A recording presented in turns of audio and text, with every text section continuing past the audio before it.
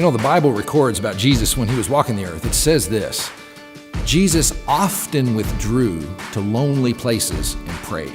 In other words, his followers just observed that about him. He would just kind of sneak off every now and then and go to some place where no one was around and he prayed. That was his lifestyle. Well, after one of those times, it also records that his followers gathered around him and they said, "Hey, Lord, teach us to pray." And he does teach them. I heard one pastor point out that we don't ever have Jesus teaching his disciples how to preach, but we do have him teaching them how to pray. And that's found in Luke chapter 11. I think that ought to be required reading. Luke chapter 11, Jesus teaching on prayer for every single person who's ever even thought about being a follower of Jesus, because he does teach it. You're learning from the absolute master of this.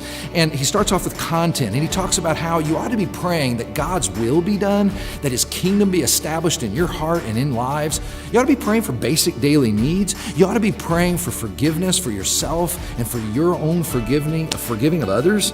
You ought to be praying to be delivered from the evil things that go on in life and from temptations and all that. But then after that, after the content, he gives the manner.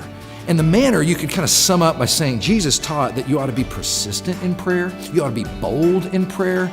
You ought to be passionate in prayer. It's kind of the feel of it. Because another thing Jesus used to do a lot with his immediate followers, he used to rebuke them. He would call them "you of little faith."